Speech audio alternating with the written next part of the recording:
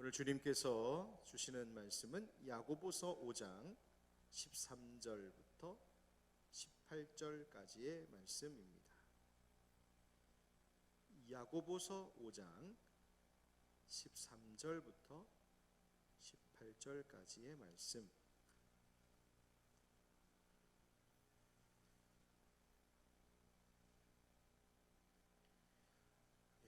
찾으셨지요?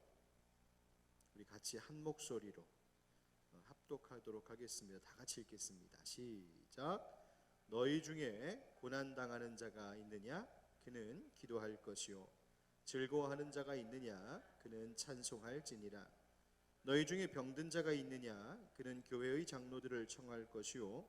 그들은 주의 이름으로 기름을 바르며 그를 위하여 기도할지니라. 믿음의 기도는 병든 자를 구원하리니 주께서 그를 일으키시리라.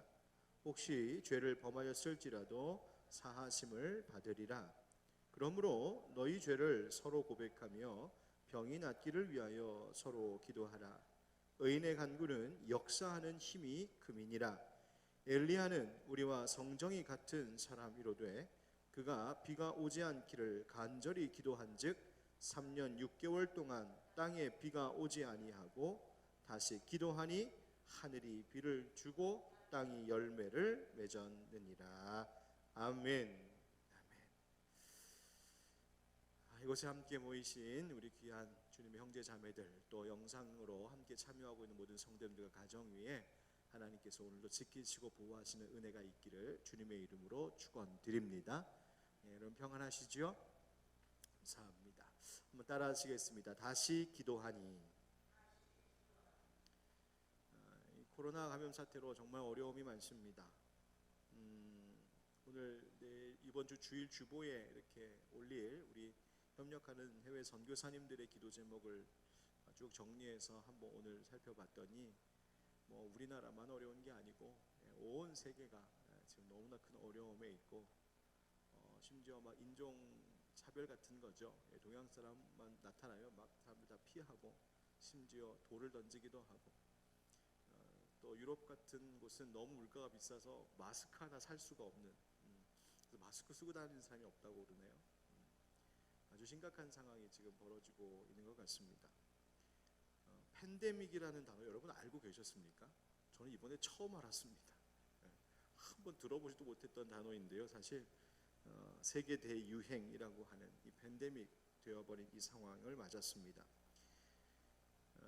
동네마다 지나가 보면 연일 약국 앞에 줄을 서 있는 모습이 너무너무 낯설고, 또 이것을 조절하고 공급하고 통제하고 있는 당국도 참 이 질서를 잡는데 많이 어렵겠다, 답답하면서도 참 많이 힘들겠다는 생각도 듭니다. 또 뉴스 보니까 감염증이 유럽, 미국으로 퍼져나가면서 국내와 세계 증시가 폭락하게 되고요. 그러니 인해서 지금 당장뿐만 아니라 앞으로 온 세계의 경제 자체가 참 많이 우려된다 하는 이야기가 계속 들려오고 있습니다. 그래도 또 우리나라의 경우에는 어젠가요 오늘인가 확진자 증가 수보다 완치돼서 퇴원한 수가 최초로 더 많아졌다는 또 감사한 소식도 있고, 반면 또 이제 감염 사태가 또 산발적으로 막 일어나서 특별히 안타까운 것은 몇몇 교회들 안에서 확진자가 나오면서 세상으로부터 좋지 않은 시선이 막 쏟아지고 있는 것을 볼 때 가슴이 얼마나 아픈지, 그 인터넷에 달리는 수많은 댓글들 좀 목사니까 좀 이렇게 보려다가도 보다가 막 속이 아프고 쓰리고 눈물이 나서 다 못 읽을 만큼 그렇게 참 어려움의 교회가 있습니다. 이러한 때에 우리 그리스도인과 교회의 마음가짐과 태도가 참으로 중요한 때다 싶습니다. 어쩌면 우리 한국교회 지금까지 정말 열심히 달려왔는데 지금 어쩌면 잠시의 멈춤이 필요한 때일지도 모르겠다는 생각을 해봅니다. 지금 우리 교회는 예배와 기도회를 재개했다고는 하지만 사실상 예배 이 현장을 열어놓았을 뿐 아직 대부분의 성도님들이 지금 영상을 통하여서 예배에 참여하고 있는 상황이고, 또 교회 학교 예배도 사실 이번 주일에 재개하려고 했는데 도무지 상황이 여의치가 않아서 계속 한 주 더 연기하는 것으로 일단 광고를 다시 공지를 했습니다. 이러한 일들, 이러한 안타까운 결정과 형편이지만 우리 하늘빛 광성교회 성도들께서 교회가 생명을 지키고 또 가정을 돌보고 사회적 책임을 충실하게 다해야 한다는 점을 좀 기억할 수 있는 그런 성숙한 그리스도인, 바른 시민 정신을 가진 우리 교회, 우리 성도들이 되었으면 좋겠다는 마음을 전합니다. 다만 제가 계속 말씀드리는 것은 지나친 공포심을 갖지 않았으면 좋겠다 하는 생각입니다. 그러니까 마음이 막 이렇게 쪼그라들고 막 위축되지 않았으면 좋겠어요. 목사부터도 참 그러기 쉽지 않은데 이 마음이 자꾸 움츠려드는 것이 오히려 모든 상황을 더 어렵게 만들 수 있겠다는 생각을 듭니다. 여러분, 우리가 각별히 주의하고 조심하되 우리 아까 제가 기도에도 말했던 것처럼 좀 마음을 활짝 쭉 펴고 힘을 낼 수 있는 교우들 되시길 주의 이름으로 축복합니다. 우리가 지금 막 큰 소리로 말하는 것도 좀 눈치가 보이지만 조그맣게 이렇게 막 또 마주 보면 안 돼요. 지금 상황이 조그맣게 우리 힘냅시다 한번 합시다. 시작. 우리 힘냅시다. 힘냅시다. 또 여러분들이, 우리 믿는 분들이 여러분 계신 그 자리에서, 그것이 뭐 가정이 되든 일터가 됐든 어디에서든지 주변 사람들에게 이렇게 안정감을 좀 줄 수 있는 그런 역할들을 하시면 좋겠다는 생각을 하게 됩니다. 저마다 그냥 어려운 얘기만 하고 힘든 얘기하고 근심 걱정만 막 쏟아놓고 있는 이때에 우리가 두려워하는 마음을 자꾸만 부추기는 그런 말을 좀 자제하고 서로 격려하고 위로하는 말을 하면 좋겠습니다. 오늘 말씀을 함께 나누고 기도할 때에 하나님께서 주시는 평안함과 위로가 있기를 축복합니다. 제가 그런 의미에서 사진 하나 보여드리겠습니다. 보이세요? 뭔지 어딘지 보이세요?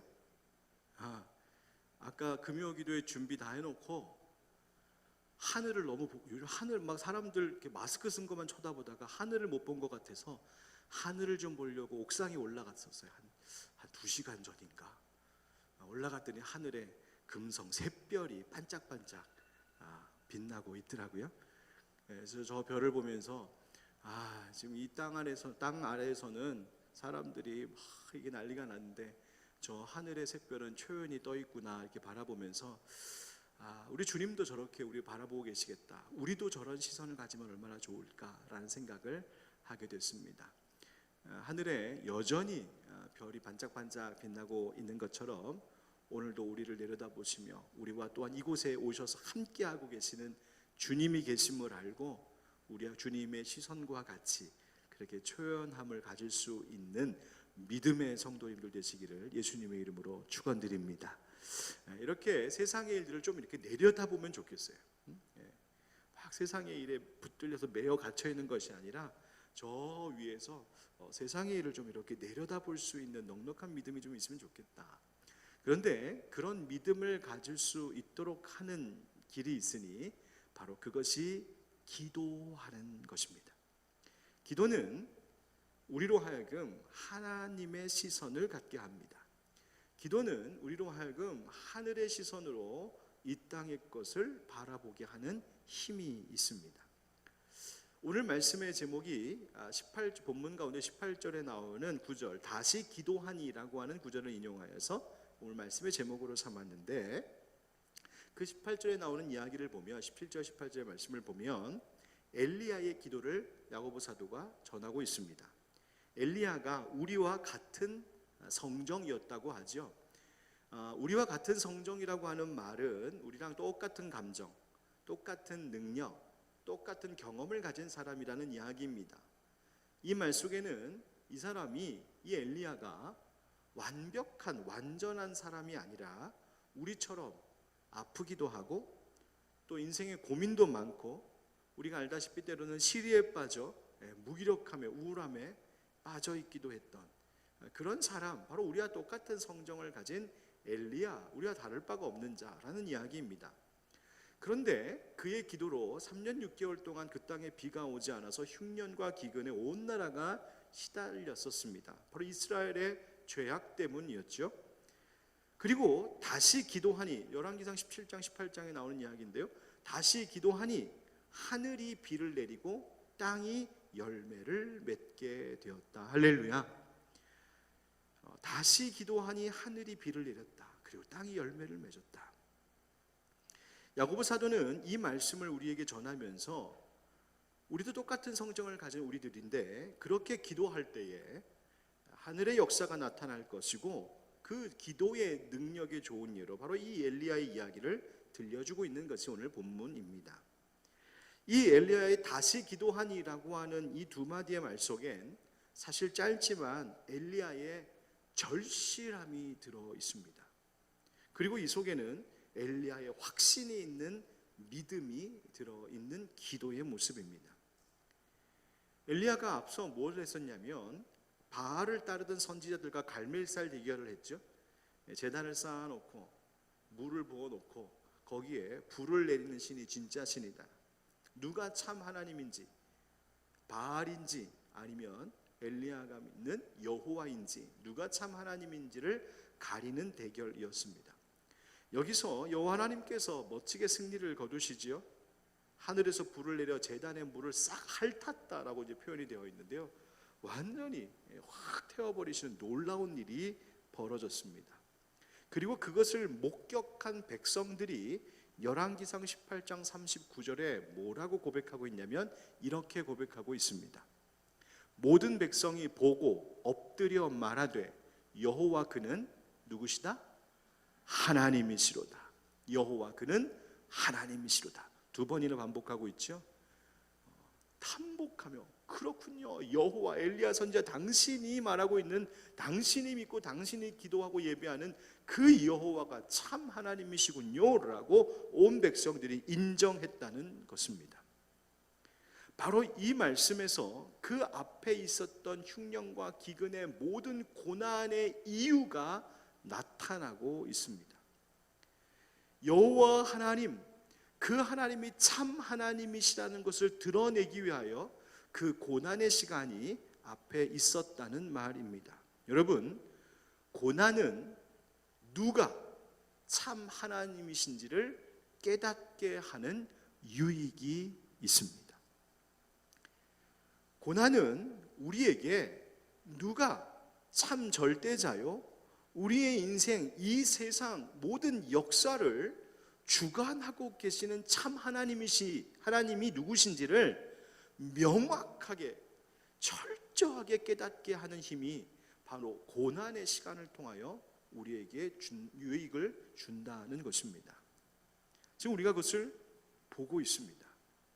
고난은 마치 안개처럼 가려져 있었던 것들을 그 고난의 시간 동안 하나님께서 하나하나 걷어내시면서, 마치 안개에 가려져 있던 산 정상이 안개가 싹 거치면서 그 산 정상이 또렷하게 보이기 시작하는 것처럼, 고난은 오히려, 이 고난의 태풍은 우리에게 가려져 있던 그 먹구름들, 세상의 일로 분주하고 복잡했던 우리의 생각들, 이 세상 육신의 일로 걱정하고 염려하고 근심했던 우리의 마음들, 온갖 것에 가려져 있었던 하나님, 그 하나님이 나의 참 하나님이시라는 것이 고난의 폭풍을 통하여서 그 먹구름을 물러가게 하시고 그것을 우리에게 보여주시는 힘이 고난의 시간 가운데 나타난다는 거예요. 엘리야가 기도했습니다. 큰 비 내려주시기를 위하여 기도했습니다. 성경에 보면 땅에 꿇어 엎드려 그의 얼굴을 무릎 사이에 놓고 기도했다 합니다. 간절히 기도했다는 거예요. 비구름이 다 보이지 않아도 그의 사원으로 하여금 7번까지 가게 해서 보고하라, 보고하라. 왜 그랬을까? 간절했고 또한 확신이 있었기 때문입니다. 그래서 다시 가고 다시 엎드리고 다시 기도했다 하는 이야기입니다. 다시 기도하니. 여러분, 오늘 본문은 이 기도에 대해서 이야기하면서 앞에 13절에 고난당하는 자와 즐거워하는 자에 대하여 말씀하고 있습니다. 우리 13절을 한번 같이 읽어보면 좋겠습니다. 13절 시작. 너희 중에 고난당하는 자가 있느냐? 그는 기도할 것이요 즐거워하는 자가 있느냐? 그는 찬송할지니라. 아멘. 참 귀한 말씀입니다. 23절에 먼저 후반절을 좀 먼저 보면 즐거워하는 자에게는 뭘 하라고요? 찬송하라 합니다. 여기서 즐거워하는 자라는 것은 뭐냐면 뭔가 좋은 일 생긴 사람, 일이 잘 된 사람, 유쾌한 일이 생긴 사람, 이런 사람들은 그것을 주신 하나님을 기억하고 그분께 감사의 마음을 표해야 한다, 찬송해야 한다는 말입니다. 왜? 그 즐거움을 주신 이가 하나님이시기 때문에 그것을 잊지 말고 영광을 하나님께 돌려라 하는 이야기입니다. 그리고 고난당하는 자는 뭘 하라고 합니까? 기도하라 하시죠. 그는 기도할 것이요. 여기서의 고난은 뭘 말하는 것일까? 여기서의 고난은 모든 종류의 고난을 다 이야기합니다. 불행을 이야기합니다. 하나님의 사람들, 선지자들이 겪었던 신앙과 그 사명으로 인하여서 당했던 고난과 불행을 말하는 것일 수도 있고, 또 하나님의 성도들이 이 세상을 살아가면서 일반적으로 당하고 있는 세상의 시련과 고난을 이야기하기도 합니다. 또 지은 죄로 인하여서 그 죄에 따른 고난을 이야기할 수도 있습니다. 아무튼 그 모든 종류의 고난들, 그 고난을 당한 자가 해야 할 일은 기도다라고 말씀하십니다. 자, 이 말씀에서 우리가 잠시 멈춰 생각해 보면 좋겠습니다. 고난당한 자, 내가 지금 고난을 당하고 있다면 여러분, 우리에게 가장 필요한 것이 뭘까요? 그것은 다름이 아니라 그 고난의 문제를 없애주는 것입니다. 아니면 적어도 그 고난의 자리로부터 나를 건져주는 것, 즉 구원해 주는 것입니다. 여러분, 하나님은 분명히 고난의 문제를 해결하시기도 하시는 하나님이시요, 그 고난의 수렁에서 우리를 건져주시기도 하시는 구원의 하나님이신 줄 믿습니다. 그런데 고난과 구원, 문제와 문제 해결, 바로 그 사이에 하나님은 기도라고 하는 한 과정을 항상 넣어두고 계신다는 점을 주목해야 합니다. 문제에서 문제 해결, 고난에서 건지시는 구원으로 바로 가는 것이 아니라 그 과정 속에, 그 일 속에 하나님은 우리의 기도라고 하는 과정을 넣어두시고 그것을 우리에게 요구하시더라는 것입니다. 왜일까요? 그냥 구원해 주시면 안 될까? 그냥 건져주시면 안 될까? 하나님이 사랑하시는 자녀들 바로 곧장 문제 해결해 주시면 안 될까?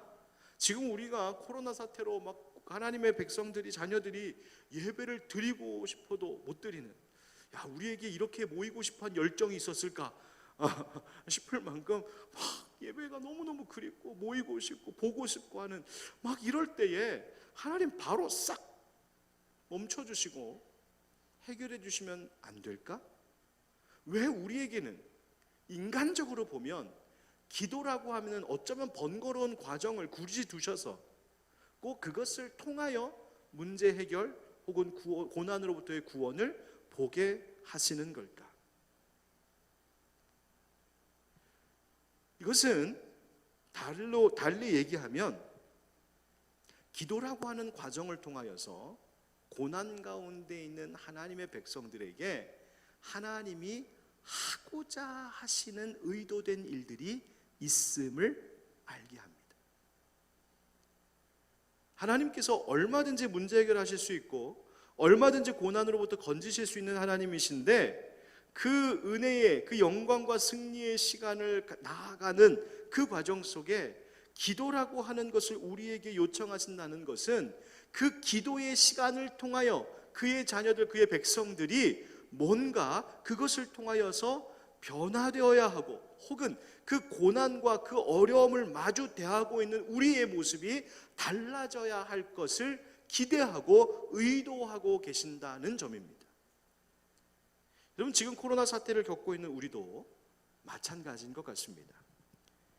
이제 본문의 14절부터 보면 병든 자를 위한 기도의 내용이 나오는데요, 지금 우리들 이야기 아니겠습니까? 이런 어려움을 겪고 있는 우리 각자 그리스도인들과 교회들에게 하나님이 기도하라고 말씀하십니다. 지금 상황상 많은 수가 한 자리에 함께 모여서 기도할 수는 없지만 각자의 자리에서, 지금 여기에 계신 분들은 이 자리에서, 또 지금 가정에서 영상을 통하여서 함께하고 있는 분들은 그 가정의 자리에서 기도하라 하십니다. 우리 교회가 지금 그래서 9시 기도 운동하고 있지 않습니까? 오전 9시, 오후 9시. 오전 9시, 오후 9시면 하루 24시간을 반으로 딱 나누는 정가운데를 지나는 시간입니다. 그 두 번의 시간, 그 시간을 통하여서 하나님은 과연 우리에게 어떤 일이 일어나기를 원하시고 그것을 의도하고 계신 것일까? 바로 여기서 고난 중에 기도가 필요한 이유를 생각해 보게 됩니다. 첫 번째, 고난 중의 기도는 우리로 하여금 돌봄의 책임을 깨닫게 하는 유익이 있습니다. 14절 말씀에 너희 중에 병든 자가 있느냐? 그는 교회의 장로들을 청할 것이요 그들은 주의 이름으로 기름을 바르며 그를 위하여 기도할지니라. 아멘. 누구를 청하라고 하냐면 교회의 장로들을 청하라. 여기서 장로들은 감독자, 즉 오늘날 교회를 돌보고 치리하는 교회의 목사, 교역자들이라고 말할 수 있습니다. 지금 목양하는 사람들, 교회의 성도들을 관리하고 돌보는 사람들. 이것을 조금 더 확장시켜 생각해 보면 우리 교회로 칠 때 그 각 목장에 우리의 목원들을 돌보는 목자들도 이와 같은 역할들을 지금 하고 있다고 볼 수 있습니다. 그 말은 즉 그러니까 병이 들고 또 아픈 것, 이 육신만이 아니라 이것 마음의 괴로움, 시험들 만한 일, 고난의 일들을 우리가 만날 때에 이 육신의 일, 세상의 일이다라고만 볼 것이 아니라 우리의 인생 가운데 있는 모든 고난의 일들은 영적인 돌봄, 전인적인 돌봄이 필요한 대상임을 말하고 있습니다. 그리고 그것을 알고 그렇게 실천하는 것, 즉 모든 우리의 사람들에게 그 영적인 돌봄, 전인적 돌봄이 필요함을 이야기하고 있습니다. 지금 코로나 사태로 우리가 모일 수가 없고 목장도 모이지 못하고 얼굴도 보지 못하는 상황이 답답합니다. 영상을 통하여서 함께 하시는 분들, 여러분들은 제 얼굴을 보지만 저는 여러분들을 못 봐서 얼마나 보고 싶고 아쉬운지 모르겠습니다. 그래서 요즘 제가 계속 우리 부목사님들, 전도사님들께 계속해서 강조하고 함께 열심히 하자 하고 있는 것이 있는데요, 전화신방 열심히 하게 하고 있습니다. 그래서 우리 성도님들의 상황을 지금 실시간으로 계속 파악하려고 애쓰고 있습니다. 아픈 곳은 없는지, 가정은 평안한지, 어려운 일이 생기지는 않았는지, 혹 가정 안에 도움이 필요한 것은 없는지 등등을 계속해서 파악하고 있습니다. 우리 교구 목사님들이 전화신방 일일이 다 하시고 또 제가 연락할 필요가 있는 가정들은 또 제게 얘기해줘서 그들에게 또 직접 연락하고 소식을 나누고 있습니다. 이거 왜 해야 할까? 바로 영적 돌봄의 책임을 가진 사람들은 쉼 없이 이 일을 해야 하기 때문입니다. 그리고 그것을 요청해야 하고 함께 기도하고 돌보는 것이죠. 그래서 그것이 바로 그리스도의 손과 발의 역할을 하는 것이요, 이 돌봄을 통하여서 주님의 위로를 전하는 것입니다. 14절의 말씀을 보면 세 가지의 행위가 나옵니다. 주의 이름으로, 주의 이름을 부르고 기름을 바르며 그 다음 그를 위하여 기도할지니라. 주의 이름을 부르고 기름을 바르고 기도하라. 초대교회에서 그 영혼들을 돌볼 때에, 특별히 병자들을 치료할 때 그 사역에 행했던 세 가지 행위였습니다. 지금과 같은 의료기술이 없었던 당시에 이 치료제로서 기름을 바르고 주님을 의지하며 기도하고 병든 자를 고치시는 바로 그 주님의 역사가 나타나기를 간절히 구하는 그 의미를 담은 행위들이었습니다. 그러면 이 세 가지를 우리는 지금 어떻게 이해해야 할까? 특별히 기름을 바른다는 것은 어떻게 이해해야 하는가? 성경에서 이 기름 바르는 것은 매우 상징적으로 쓰인 것입니다. 뭘 말합니까? 우리가 흔히 말하죠, 성령의 기름 부으심 이야기하죠. 성령의 기름 부으심이라고 하는 것은 뭐냐면 그 자리에 성령께서 함께 하시고 성령님의 역사, 성령님의 능력이 그 일과 그 사건에 개입하심을 이야기하는 것입니다. 그러니까 그 병든 자를 위하여서 기도할 때에 그것이 기도하고 있는 사람의 어떤 힘과 수고와 노력이 아니라 우리는 그저 우리의 도구요 통로요 매개체일 뿐 성령님께서 이 자리에 역사하십시오. 성령님이 치료하시고 성령님이 평안 주시고 성령님이 위로하시고 도와주시기를 바랍니다. 그렇게 하실 줄 믿습니다. 그 믿음으로 기도하는 것이죠. 여러분, 이와 같은 일들은 목사들의 일 혹은 목자들만의 일은 아닙니다. 이것은 모든 그리스도인들에게 저마다 내가 돌봐야 할 영적 책임을 맡은 자들이 있음을 알고 그들을 위해서 행해야 할 일입니다. 여러분, 주변에 있는 믿음의 친구들한테 그리해야 합니다. 같은 목장 식구들, 교우들, 또 내 이웃들, 혹은 더 가까이 내 가족, 내 자녀들을 위해서 그렇게 기도하시는 겁니다. 주의 이름을 부르고 성령이 함께 하심을 구하고 그를 위해서 기도하는 것입니다. 여러분, 이 고난, 즉 고난 당할 때에, 특별히 병든 것과 같은 이 고난의 문제를 위해서 기도할 때에 하나님은 이 기도를 통하여서 우리 각 사람에게 영적 돌봄의 책임이 있는 그리스도인임을 자각하게 하십니다. 여러분, 도움이 필요할 때 서로에게 도움을 청하십시오. 지금 영상을 통해 말씀을 듣고 계신 분들 중에도 신앙의 도움이 필요하고 혹은 그 다른 도움이 필요하시다면 이런 기도 제목 주시고 도움을 청하셔야 합니다. 우리 중보기도팀에서 중보기도함 로비에다 멋지게 만들어놨거든요. 그 중보기도함에 기도 제목을 넣으면서 함께 기도해달라고 부탁하셔야 합니다. 그래서 누군가 나에게, 우리에게 기도를 청할 때 그를 위해 주님의 이름을 부르며 성령의 기름 부으심을 구하고 간절히 기도하는 겁니다. 여러분, 우리가 함께 기도하는 것이 얼마나 중요하냐면 오늘 말씀을 가만히 보니 장로들을 청하라 했다고 되어 있습니다. 여기에 수석 장로를 청해라, 아니면 가장 능력 있어 보이는 장로를 청해라 이렇게 하지 않고 장로들을 청해라 이렇게 되어 있어요. 이 말은 뭐냐면 여러 사람을 특별히 강조하고 있는데 왜 그럴까? 치료의 능력이라는 것은 한 개인에게서 나타나는 것이 아니라 그 개인의 그 사람 때문에 일어나는 것이 아니라 그들이 함께 주님의 이름을 부르고 성령을 의지하는 사람들이 함께 기도할 때에 그 자리에 하나님의 역사가 나타나는 것임을 확실하게 알려주기 위하여 장로들을 청하라 이렇게 되어 있습니다. 여러분, 우리 하늘빛 광성교회 형제자매들 모두가 서로를 위해서 이토록 기도하는 영적 돌봄, 그 책임을 잘 감당하는 우리가 되길 주의 이름으로 축복합니다. 지금과 같은 고난의 때, 이 고난의 어려움 속에서 그렇게 서로를 위해서 함께 기도함이 필요하다는 말입니다. 두 번째로, 고난 중에 기도를 통해서 하나님이 우리에게 뭘 하려고 하시는가? 우리를 거룩함으로 인도하십니다. 어디로 인도하신다고요? 거룩함으로. 15절 16절 말씀을 보십시오. 믿음의 기도는 병든 자를 구원하리니 주께서 그를 일으키시리라. 혹시 죄를 범하였을지라도 사하심을 받으리라. 그러므로 너희 죄를 서로 고백하며 병이 낫기를 위하여 서로 기도하라. 의인의 간구는 역사하는 힘이 금이니라. 할렐루야. 아멘. 여러분, 이 말씀은 서로 죄를 고백하는 것, 서로 죄를 고백하는 것이 병을 낫게 하는 치유의 힘이 된다고 말씀해 주고 있습니다. 죄를 고백하는 것, 병을 낫게 하는 치유의 힘이 있다. 그러니까 죄와 질병의 문제는 별개의 문제가 아니라 관계가 있음을 말하고 있습니다.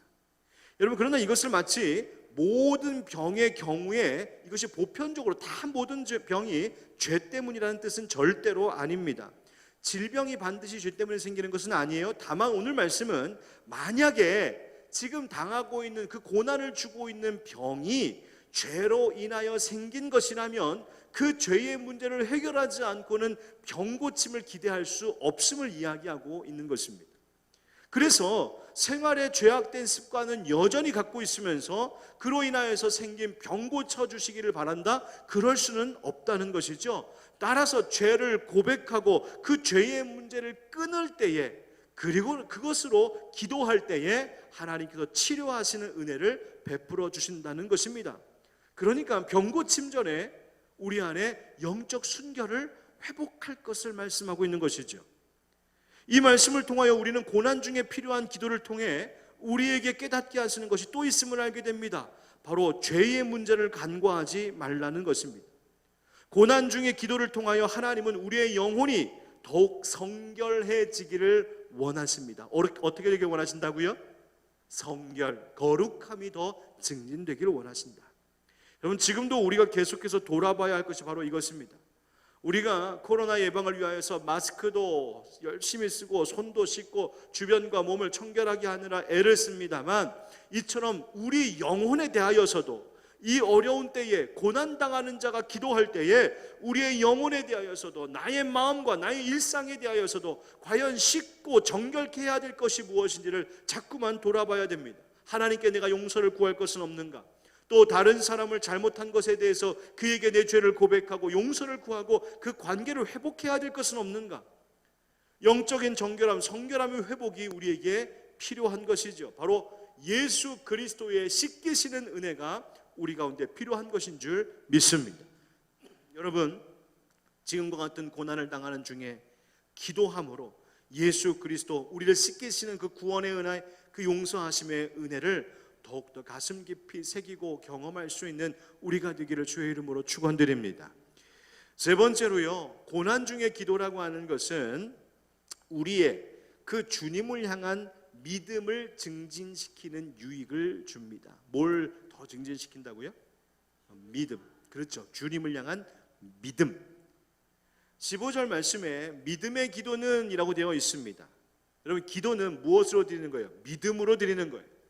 믿음으로 기도하는 것입니다. 기도하면서 의심하지 않는 것입니다. 예수님께서 기도할 때 중언부언하지 말라 하신 그 말씀은 같은 말 또 하지 말라라고 하는 의미가 아니라 의심하며 기도하지 말라는 겁니다. 우상 앞에서 비는 사람들처럼, 우상 앞에 기도하는 사람처럼 자기가 만들어 놓은 우상 앞에서 이 우상이 내 기도를 들을까? 들을 수 있을까? 못 듣는 건 아닌가? 의심하면서 또 했던 말 또 하는 기도, 그런 중언부언의 기도하지 말라고 하는 것이죠. 의심하지 말라 하십니다. 믿음의 기도, 의인의 간구입니다. 뭘 말하고 있는 것일까요?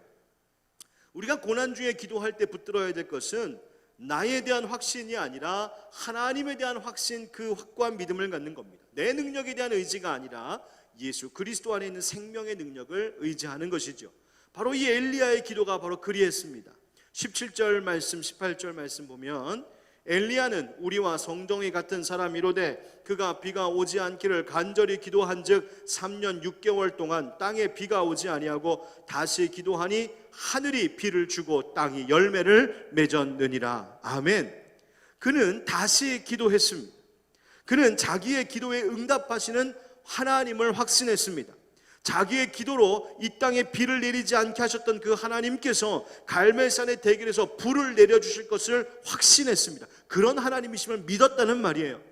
또 갈멜산의 대결에서 불을 내리셨던 하나님은 3년 6개월 만에 비도 다시 내리실 수 있는 하나님을 믿었던 것입니다. 그러니 7번이나 보내고 그러니 또 다시 기도한 것이죠.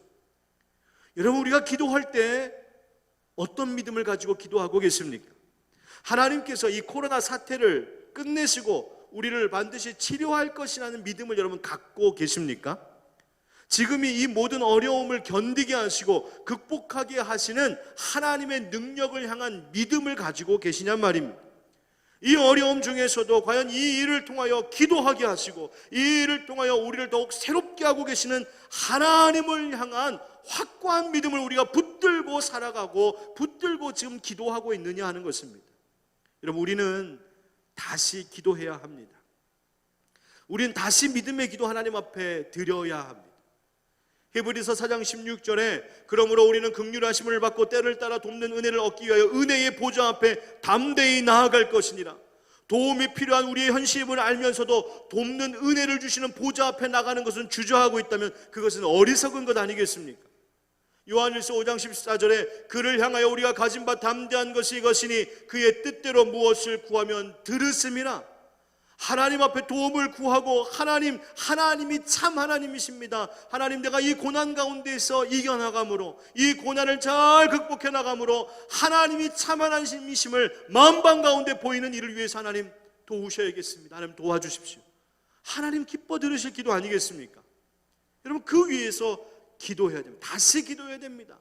기도하다가도 낙심된다면 다시 기도하셔야 됩니다. 기도하는데도 응답이 없다면 다시 기도하셔야 됩니다. 기도하다가 마음 무너지는 일을 또 만났거든 거기서 멈추지 말고 엘리야처럼 다시 믿음으로 기도해야 된단 말입니다.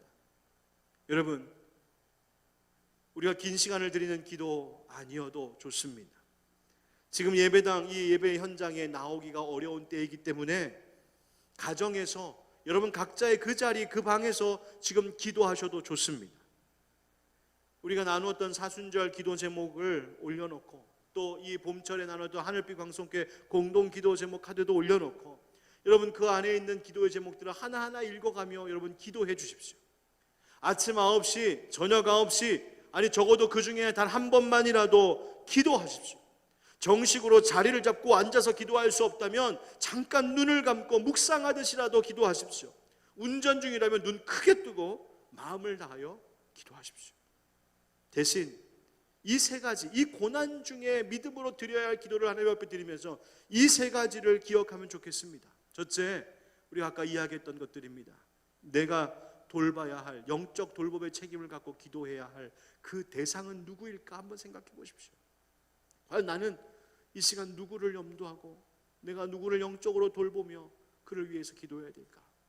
두 번째, 내가 죄를 고백하며 용서를 구하거나 거룩함을 회복해야 할 내 삶의 모습은 없는가? 하나님, 내가 이 고난 중에 나를 돌아보고 성결케 해야 할 것은 없겠습니까? 기도하십시오. 그리고 이 모든 일에 내가 지금 믿음으로 기도하고 있는가 아니면 의심으로 기도하고 있는가 우리를 돌아보십시오. 여러분, 하나님께서 믿음의 기도, 의인의 간구 응답해 주실 줄 믿습니다. 여러분, 이 자리에서 기도하고 있는 분들, 지금 영상을 통하여 보시며 지금 가정에서 기도하고 계신 분들도 이 시간 우리 함께 믿음으로 기도하십시다.